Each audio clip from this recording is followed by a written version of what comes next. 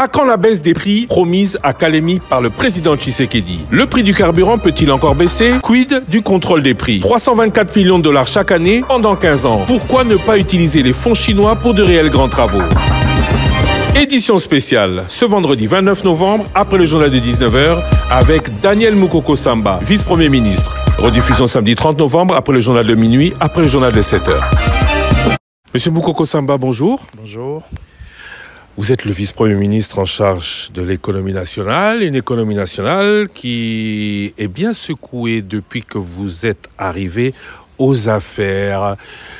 Est-ce que vous pensez que la situation de la RDC et de ses prix est gérable? D'abord, ce n'est pas une situation particulière à la RDC. C'est une situation qui concerne l'économie mondiale, de tous les pays du monde. Tous les pays ont été confrontés à des niveaux d'inflation très élevés.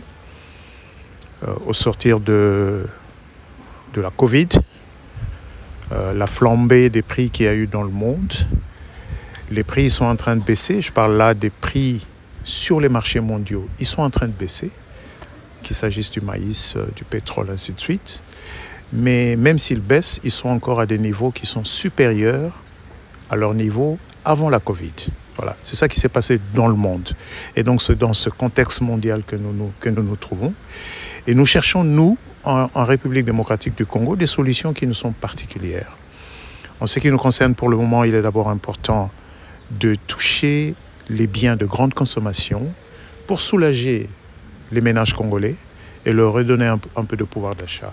Nous l'avons fait sur les produits pétroliers et nous comptons le faire sur des produits alimentaires qui sont des biens de première nécessité. C'est le riz, c'est le poisson chinchard, c'est la viande, c'est le lait en poudre, c'est le poisson salé, et ainsi de suite. On va revenir sur ces produits, encore que vous avez dit que vous essayez, on est loin du compte pour le moment. Puisque vous parlez du carburant, est-ce que baisser le prix du carburant à la pompe, le gouvernement pourra le tenir quand on sait qu'il subventionne ce carburant, que l'ardoise est plus grande pour lui et que les pétroliers se plaignent de ne pas retrouver leur compte à terme? Non, les pétroliers ne se plaignent pas de la baisse. Vous savez, les prix de produits pétroliers, c'est des prix réglementés par l'État, mais ces prix sont fixés après concertation avec la profession pétrolière. Nous n'imposons pas les prix. Ce qui s'est passé, c'est que nous avons profité d'une fenêtre d'opportunité où les cours sur le marché mondial étaient à la baisse sur plusieurs mois. Mais aussi, nous avons fait un travail de nettoyage de la structure. C'est peut-être ça que beaucoup de nos compatriotes n'ont pas compris. C'est pas un effet c'est pas de la magie, quoi. Dans la structure des prix des produits pétroliers, il y a pas mal de prélèvements. Nous avons donc fait un travail de nettoyage de certains de ces prélèvements qui ne se justifient pas du tout. C'est ça qui a justifié la baisse des prix des pétroliers. Ce n'est pas un manque à gagner plus élevé à payer par le gouvernement? Non. D'abord, les manques à gagner, ils sont aujourd'hui de plus en plus maîtrisés. Ils ne sont pas en train d'augmenter, contrairement à ce que les gens pensent. Sur le premier semestre 2024, nous n'avons plus de manque à gagner dans la zone sud et nous n'avons plus de manque à gagner dans la zone est. Ces deux zones pétrolières sont plutôt dans le positif. Tout simplement parce que il y a des agents, des opérateurs économiques qui ne sont plus éligibles au remboursement des manques à gagner. Par exemple, les miniers. En février 2024, il y a une décision importante qui a été prise, un arrêté interministériel qui a précisé les conditions d'éligibilité au remboursement des manques à gagner, qui a défini les manques à gagner et qui a même mis dans l'arrêté des formules pour calculer les manques à gagner. Donc nous sommes sortis de la période où on peut dire que le manque à gagner était plus ou moins, je ne veux pas être très fort, mais était plus ou moins fabriqué parce qu'il était difficile de savoir qu'est-ce qu'il y avait effectivement là-dedans. Nous sommes aujourd'hui dans une situation où les formules sont précises, Les opérateurs qui sont éligibles sont connus. Ceux qui ne sont pas éligibles, ils ne sont pas éligibles parce que ce n'est pas tout le monde qui doit être remboursé. Il y a des opérateurs. Pourquoi les rembourser, les opérateurs miniers des Mankabani? Il n'y a pas de raison pour le faire. Parce qu'eux, ils n'achètent pas du carburant pour le revendre. Ils achètent du carburant pour leur propre consommation. Donc c'est ce travail-là qui a été fait qui commence à porter des fruits. Est-ce qu'aujourd'hui, on peut dire que la baisse du prix n'engendre pas plus de subventions à payer par le gouvernement? Non, en tout cas, donc voilà ce qui va se passer, ce qui est en train de se passer, pas qui va se passer, ce qui est en train de se passer, c'est que les manques à gagner à fin décembre 2023 sont en train d'être remboursés totalement. Ils se chiffraient, on va dire, à 280 millions de dollars à peu près. Pour une année? Oui. Non, c'est pas sur une année, c'est des manques à gagner qui se sont étalés sur 2023, 2022 et 2021. Ils étaient beaucoup plus élevés fin 2022, il y a eu des paiements partiels. Ce que nous avons décidé, ce que le gouvernement a décidé depuis juillet que la mesure a été prise, c'est de le payer totalement pour ceux certifiés. À fin décembre 2023, nous allons payer ceux qui seront bientôt certifiés pour le premier semestre 2024. Et comme je vous dis, les tendances sont plutôt positives. Parce que nous avons deux zones qui sont des zones importantes, la zone sud et la zone est, où il n'y a plus de manque à gagner. Et il y a encore des manques à gagner dans la zone ouest. Et les projections que nous faisons sur le troisième et le quatrième trimestre sont plutôt favorables. Est-ce qu'aujourd'hui, le Congolais n'est pas en droit de se poser la question suivante? Sachant que le litre de carburant coûte à peu près 2 € en Europe, c'est vrai que c'est plus cher que chez nous, que ce carburant est taxé à 85%, cela va à l'avantage du gouvernement. 1,70 € sur un litre d'essence vendu à 2 litres. Le gouvernement dans les autres pays se fait de l'argent. Nous, plutôt que de 0,30 plus les taxes à mettre au gouvernement, pourquoi est-ce que le gouvernement doit payer un carburant qui, en fait, ne coûte pas autant? D'abord, c'est des situations qui ne sont pas comparables. Chaque État, chaque pays a son régime fiscal. Donc voilà, on ne va pas comparer. Oui, mais là, on parle du prix du prix de départ de 0,30. Oui, mais le prix, on l'achète sur le marché international. Nous n'avons pas les volumes de ces pays-là. On n'a pas les volumes de ces pays-là. Dans la structure aujourd'hui, la fiscalité n'est pas négative. Ça signifie que l'État n'est pas en train de faire une dépense fiscale sur le prix des produits pétroliers. Ni de gagner de l'argent comme c'est le cas à l'extérieur. Mais ce qui est évident, parce que qu'est-ce qu'on retrouve dans le prix à la pompe? On retrouve là-dedans le prix sur le marché mondial, le fret, on retrouve les charges d'exploitation des logisticiens, de Saucir, de CEP, de l'Erexcom, de Kobil SPSA. On retrouve aussi les charges d'exploitation des pétroliers, Engen, Total et tous les autres. On retrouve leur marge bénéficiaire. Donc leur marge bénéficiaire est garantie dans le prix. C'est pour dire qu'en fait, ils ne perdent pas de l'argent.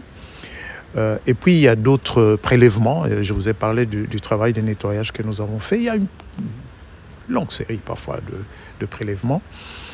Et maintenant, si nous faisons tous ces calculs-là et que nous disons voilà le prix à la pompe, le prix aujourd'hui il ne serait pas à 2 990 le litre d'essence dans la zone ouest, il serait beaucoup plus élevé. C'est là qu'intervient l'État qui subventionne en fait. Cette subvention prend la forme, on va dire, nous avons le prix vrai, mais qui n'est pas celui qui est pratiqué à la pompe. Puis il y a le prix qui est pratiqué à la pompe. La différence, c'est le manque à gagner que le gouvernement rembourse, mais il le rembourse avec une ressource qui se trouve dans la structure même. Donc, nous sortons aujourd'hui, après le remboursement des manques à gagner à fin 2023, on va sortir de la situation où c'est le Trésor qui doit venir rembourser. Nous allons entrer dans une situation où on maîtrise on maîtrise les manques à gagner. Moi, j'ai le ferme espoir qu'on peut continuer à le maîtriser, sauf si sur le marché mondial, les prix s'envolent sensiblement. Mais le gouvernement fait déjà un effort pour stabiliser le taux de change, parce que le taux de change aussi influence le prix à la pompe. Pour votre information, jusqu'au 2 octobre, le taux de change dans la structure de prix, c'était $1 pour 2500 francs. Nous l'avons porté à 2600 francs. Vous allez me dire, mais oui, mais sur le marché, il est à 2870. Voilà une on va dire, des origines du manque à gagner. Donc, en fixant à 2600, alors que le taux sur le marché, il est à un peu plus de 2800, il y a là un manque à gagner. Mais sur les volumes, en tout cas dans la zone sud où les volumes sont très importants, là, on est plutôt dans le positif. C'est pareil également à l'Est. Donc, nous allons maîtriser les manques à gagner. Là, je voudrais vraiment rassurer les Congolais. Et ces manques à gagner maîtrisés vont être remboursés par une ressource qui ne vient pas impacter le Trésor. Certains pensent que pratiquer le vrai prix du litre n'aurait aucune incidence sur l'inflation et aujourd'hui, en fait, ne profite qu'à une classe dirigeante et très élevée de la société congolaise, qu'elle n'aurait aucune incidence sur les prix comme on le laisse entendre, que ce n'est pas une décision sociale. Je comprends la question, mais vous avez commencé l'interview en parlant de, voilà, on est bousculé. Est-ce que vous pensez que c'est le moment de faire payer le citoyen congolais le prix vrai? Personnellement, je pense que ce n'est pas encore le moment. Mais là où vous avez un point, est-ce qu'on ne peut pas plutôt discriminer? Est-ce qu'on ne peut pas dire il y a des Congolais qui peuvent payer le prix vrai et d'autres qui devraient être subventionnés? La question est, comment vous discriminez? Comment vous dire à la pompe, ah monsieur, vous avez une belle voiture, donc vous devez payer le prix vrai. Et vous êtes, ça c'est un 207, lui il va plutôt acheter au prix subventionné. Ça c'est extrêmement difficile. La discrimination que nous avons réussi à faire, c'est par exemple pour dire, les miniers, voilà, vous êtes hors du champ du remboursement des manques à gagner. Ça c'est plus facile, n'est-ce pas? Mais par exemple, depuis que les prix ont baissé, il faut voir la hausse de la demande. Il faut voir la hausse de la demande. On a baissé le prix de 13%. Sur le seul mois d'octobre, CEP renseigne que la consommation a augmenté de 33%. Il y a des Quinois qui disent que oui, il y a des moments où c'est difficile de trouver du carburant dans certaines stations. Ce n'est pas parce qu'il n'y a pas de stock dans la ville ou qu'il n'y a pas de stock dans les dépôts. C'est simplement parce que la demande a fortement augmenté, que CEP a du mal à ravitailler les stations, parce que le rythme aujourd'hui est beaucoup plus intense. Et avec les embouteillages, surtout dans la journée, CEP aujourd'hui est obligé de faire 3 rotations nuit pour essayer de se rattraper la nuit quand les rues sont un peu plus désertes. Cette forte augmentation de la consommation de carburant est un bon signal sur le plan économique. Ça signifie qu'il y avait en fait une marge de l'activité économique qui n'était pas exploitée tout simplement parce que les prix étaient beaucoup plus élevés. Ou que certains ont peur que cette baisse ne soit que temporaire et profitent pour faire des stocks. Est-ce que les prix peuvent être gardés, inchangés pendant un siècle? Non. Les prix, ils sont sujets à augmenter, ils sont sujets à baisser selon les conditions du marché. Est-ce que les prix sont nécessairement sujets? Est-ce que le prix des produits pétroliers à la pompe devrait nécessairement augmenter à tout moment? Il ne peut pas y avoir des moments où, quand les conditions du marché le permettent, qu'on redonne un peu de pouvoir d'achat à la population. Vous nous garantissez qu'ils ne vont pas reprendre l'ascenseur et que si possibilité il y a, ils vont encore baisser? Il y a pour le moment dans la structure, je pense qu'on dispose de... voilà, je vais appeler ça des ajusteurs, c'est-à-dire des éléments qui nous permettent, si demain il y a nécessité... En fait, on va être transparent et on va être vrai. Si demain il y a des conditions les conditions du marché veulent qu'on augmente le prix, en concertation avec la profession pétrolière, on augmentera. Mais chaque fois, on fera... Je ne veux pas dire qu'on fera un peu de social, mais on peut utiliser des ajusteurs. Le taux d'échange est un de ces ajusteurs pour permettre d'amortir Vous savez, on n'est pas le seul pays où les prix ont baissé. Il y a d'autres pays. Où les prix ont baissé. Et il y a d'autres pays où il y a des difficultés d'approvisionnement en produits pétroliers. Donc je pense que les Congolais, les Kinois devraient quand même aussi parfois sortir de cette petite bulle de Kinshasa ou du Congo et regarder ce qui se passe, je ne dis pas dans le monde, mais regardons l'Afrique. En Afrique du Sud, le gouvernement a hésité. Ils avaient annoncé une baisse, ils ont hésité et malheureusement la fenêtre d'opportunité s'est refermée. Dans notre cas, on avait vu qu'il y avait une fenêtre d'opportunité où on aurait pu prendre cette décision et on l'a prise à ce moment-là. Cette fenêtre peut-être est en train de se refermer, elle peut s'ouvrir encore demain. Donc si demain il faut encore baisser, on baissera. Si demain il faut augmenter, on augmentera. Mais chaque fois, on fera un dosage pour que ça ne préjudicie pas le consommateur. Alors, les baisses du carburant, déjà le paiement d'un manque à gagner, les baisses du carburant, c'est pour contrôler le prix de ce carburant. Par crainte qu'un carburant montant dans son prix provoque une flambée des prix, notamment ceux de première nécessité en République démocratique du Congo. Ça fait 2-3 semaines que le prix du carburant a baissé. Plus d'un mois quand même. On va dire un mois, je vous concède un mois. On a parlé le 2 octobre. Hein. On est le 28 novembre aujourd'hui, donc ça fait 2 mois. On a parlé d'effet stock, ça va faire bientôt 3 mois. L'effet stock maximal autorisé, mais les prix n'ont toujours pas baissé. Pourquoi ? D'abord, la FEC a écrit à son Excellence Madame la Première ministre le 6 novembre, je pense, pour féliciter le gouvernement.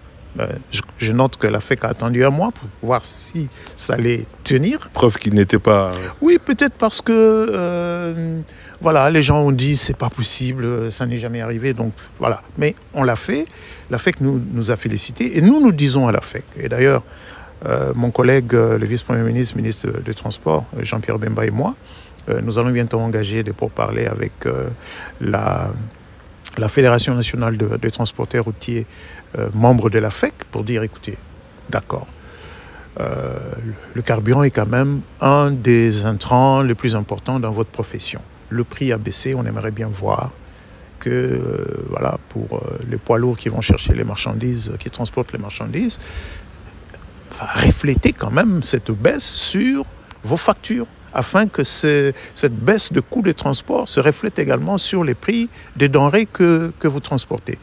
Comme vous le dites, les membres de la FEC ont peut-être hésité parce qu'ils n'avaient pas cru.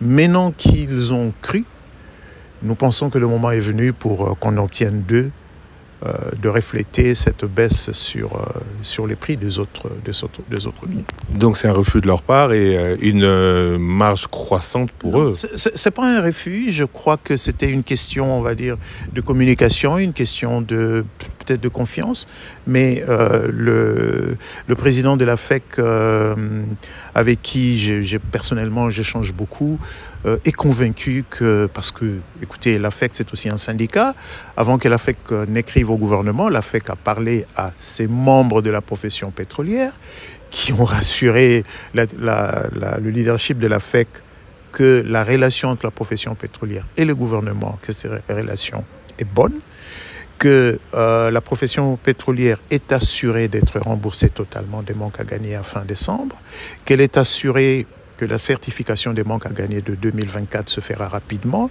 et que ces manques à gagner seront également remboursés.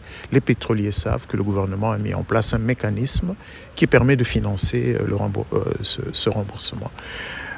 Mais le gouvernement a fait plus je vous ai parlé des prix d'autres denrées alimentaires, où là aussi, nous avons, par un décret de son Excellence Madame la Première ministre, qui a été signé à la mi-septembre, diminué le taux de certains prélèvements, pas seulement les droits des douanes, d'ailleurs les droits des douanes n'ont pas tellement bougé, pas seulement les droits des douanes, mais certains autres prélèvements qui grèvent les prix de denrées alimentaires, parce que comme j'ai eu l'occasion à l'expliquer plusieurs fois, il est vrai que certains ont hésité à faire, la DGDA ne s'est pas tout de suite et automatiquement exécutée. Les réformes sont toujours difficiles. toute réforme fait face à des résistances.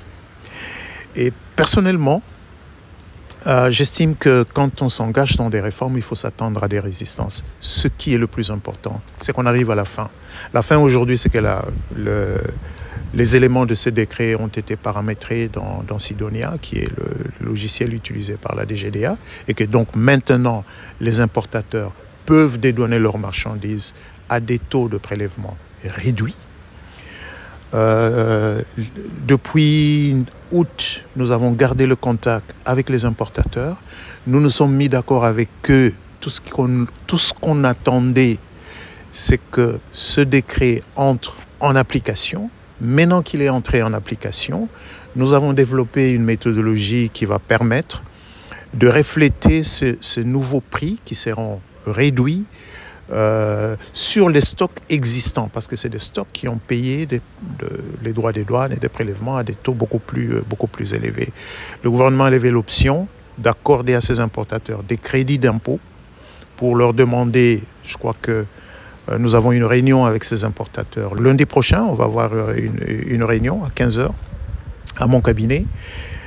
La méthodologie pour les déclarations des stocks est admise. Les simulations sur les baisses des prix, je crois que c'est ça que nous allons finaliser le lundi. Le mécanisme pour l'attribution des crédits d'impôt a déjà été développé avec l'accompagnement de l'IGF et j'espère que, en tout cas, au plus tard le 10 décembre, nous serons à mesure de faire des annonces sur les prix réduits des denrées alimentaires de première nécessité. Le président Félix Tshisekedi a récemment annoncé à Kalimi la baisse des prix pour au moins ou au plus tard la fin de l'année. Vous comptez sur quoi? Sur la baisse sur la baisse du prix du carburant, sur ces allègements fiscaux, ou il y a encore d'autres mesures? Non, mais je parle de ces mesures-là. Ce que le président a dit à Kalemi, c'est parce que, vous savez, c'est un dossier que le chef de l'État suit personnellement. Il le suit au jour le jour. Donc, il sait ce que nous sommes en train de faire, où nous en sommes dans nos négociations avec les importateurs. Je dois vous assurer, vous savez, nous avons reçu une lettre, nos gouvernements, nous avons reçu une lettre de l'AFEC, une lettre de fin octobre, je pense, demandant au gouvernement d'accélérer la mise en œuvre de ces mesures. Ça signifie que les importateurs reconnaissent aussi le gain qu'ils peuvent tirer de ces mesures. Je vous ai donné l'exemple du carburant où la consommation a fortement augmenté, mais je suis sûr que ça fait aussi le bonheur des sociétés pétrolières. Et je sais que les importateurs savent qu'avec des prix réduits, ils vendront un peu plus. Là où nous allons devoir faire encore beaucoup plus d'efforts, nous discutons avec les importateurs. Or, il y a une autre chaîne, parce que l'importateur qui est un grossiste, lui va vendre peut-être à un demi-grossiste, qui va vendre à un détaillant. Donc, nous allons faire cet effort pour que, à ces différents niveaux, qu'il n'y ait pas des opérateurs qui essayent de garder pour eux le gain de pouvoir d'achat qui doit revenir aux ménages congolais. Vous dites que les inspecteurs de l'économie nationale vont enfin faire leur travail. Ils vont faire le travail, je dois reconnaître, parce que, vous le savez certainement, il y a une annonce qui a été faite il y a 2-3 semaines, après une réunion au Conseil des ministres, où j'avais informé le Conseil des ministres du travail qui se faisait sur le terrain. Mais l'évaluation à mi-parcours que nous venons de faire montre qu'il va nous falloir développer un vrai corps d'inspecteurs pour une meilleure surveillance des marchés. Ce n'est pas simplement une question de surveiller les prix, mais c'est également une question de protéger les consommateurs, de lutter contre certaines pratiques qui sont contre la concurrence. C'est tout ce travail-là qui va se faire, mais qui va se faire avec le temps. Monsieur Daniel Mugoko Samba, je rappelle que vous êtes le vice-premier ministre en charge de l'économie nationale. Je vous remercie. On se catch ici, comme on dirait en anglais, à Tanger, où vous avez participé au MEDES. On voit que le Maroc se développe. On voit que le Maroc lorgne vers la République démocratique du Congo. Ma dernière question va être celle-là. Est-ce qu'il n'y a que la seule République démocratique du Congo, ou est-ce qu'il n'y a qu'en République démocratique du Congo qu'on ne se rend pas compte combien nos potentialités sont énormes, combien on se rend compte que tout ce que nous vivons aujourd'hui, c'est du gâchis? Vous savez, d'abord, vous avez noté que Son Excellence Madame la Première ministre a conduit une forte délégation gouvernementale à ces assises de MEDES, parce qu'il est évident qu'il y a de plus en plus une prise de conscience que tout est prêt en Afrique et que nous n'avons plus besoin d'aller chercher des solutions ailleurs. Et que d'ailleurs, pour un pays comme le nôtre, la République démocratique du Congo, nous avons des leçons à prendre d'un pays comme le Maroc ou d'autres pays. Il y avait une forte délégation égyptienne récemment à Kinshasa. Nous avons fait le même constat, la capacité de lever des fonds, la capacité de monter des grands projets. Avec Madame la Première ministre, nous venons de visiter le port de Tanger-Med, qui n'existait pas il y a 25 ans, qui est aujourd'hui un des principaux ports dans le monde, qui a développé des compétences de niveau international.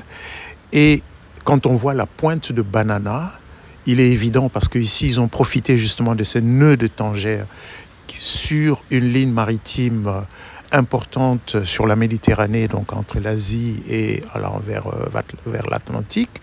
Mais quand on regarde la pointe de Banana et qu'on regarde un peu plus bas le cap de Bonne-Espérance pour les lignes maritimes qui partent du Pacifique et contournent pour remonter sur l'Atlantique, il y a certainement, pour la République démocratique du Congo, il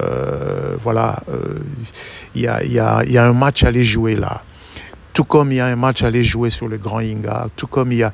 Je crois qu'il y a cette prise de conscience qui monte de l'importance pour nous, la République démocratique du Congo, de développer de grands projets d'infrastructure dans le domaine de tout ce qui est logistique, donc port, et chemin, puis les chemins de fer, ainsi de suite, mais également l'électricité. Il n'est jamais trop tard.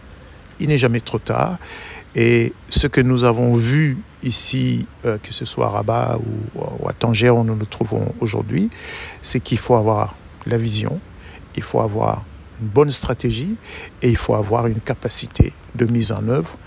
Et nous pensons que l'accompagnement des pays africains, comme le Nigeria récemment, comme l'Égypte et comme le Maroc, sera utile à la République démocratique du Congo. En parlant de vision, et je vais terminer là, je me rappelle, tout le monde se rappelle du vice-premier ministre Daniel Mugoko Samba au budget, qui n'était que vision long terme. 324 millions de dollars tombent chaque année des Chinois sur 15 ans. Calcul rapidement fait, c'est 5 milliards sur l'année, payés par un donneur d'ordre fiable aux yeux du monde. Est-ce que de cette vision, ce ne serait pas de gager cet argent auprès de tiers afin que de ces grandes infrastructures, la République démocratique du Congo rapidement se dote, plutôt que de saupoudrer annuellement cet argent ici et là, au risque, et ça, on l'a trop connu ces 20 dernières années, de voir certains Congolais s'en mettre plein les poches et le commun des Congolais ne pas en profiter? C'est justement de ça qu'il est de plus en plus question au sein du gouvernement. Parce que, vous savez, on ne peut pas bâtir le développement à long terme sur des ressources, on va dire quoi, des ressources concessionnelles de partenaires. Je veux dire, on ne peut pas bâtir exclusivement sur les ressources concessionnelles de nos partenaires habituels. C'est des ressources qui sont assez limitées et qui se mettent en place dans des conditions parfois assez restrictives. Mais il y a aujourd'hui dans le pays, là vous parlez des fonds chinois que l'on sait évaluer, c'est vrai, c'est un donneur d'ordre fiable. Mais il y a aussi, nous avons nos 2 caisses de sécurité sociale qui sont aujourd'hui très liquides. Nous avons aujourd'hui le fonds minier qui est en train d'atteindre les 500 millions de dollars. Donc, et c'est des ressources qui sont dormantes. Elles sont dormantes parce qu'aujourd'hui, elles sont où? Elles sont placées dans des dépôts à terme rémunérés à 4-5%, C'est pas des taux fort intéressants. Donc, la réflexion qui est en cours au niveau du gouvernement aujourd'hui, c'est de bâtir cette capacité de lever de fonds. Mais cela suppose, au préalable, il y a eu ce choix des projets stratégiques qui vont changer la face de la RDC, qui vont changer le positionnement de la RDC sur l'échiquier international. Et à ce sujet, il y a ce déficit d'infrastructure qui est parce que, regardez, comment, malgré le code d'investissement assez incitatif que nous avons en place, nous avons une loi sur les zones économiques spéciales, nous avons une loi sur le partenariat public-privé, mais ce cadre légal n'est pas suffisant pour qu'un géant industriel décide de venir investir, de venir construire une usine en République démocratique du Congo, sachant qu'il sera difficile de transporter les matières premières ou même ces produits par train pour aller les vendre sur des marchés européens ou sur d'autres marchés africains. Donc, combler ces gaps logistiques, combler ces gaps infrastructurels, ça, c'est, on va dire, la priorité de la RDC. Et la conviction qui est celle du gouvernement aujourd'hui, c'est, avant même d'aller chercher ailleurs, c'est d'utiliser ce qui est là, accessible aujourd'hui, ces ressources dormantes de nos caisses de sécurité, de certains de nos fonds publics, comme le fonds minier, mais également des ressources que nous attendons du partenariat stratégique avec la Chine, pour lever des fonds afin de financer ces projets. Monsieur Daniel Mokoko, je vous remercie. Je vous en prie, Christian.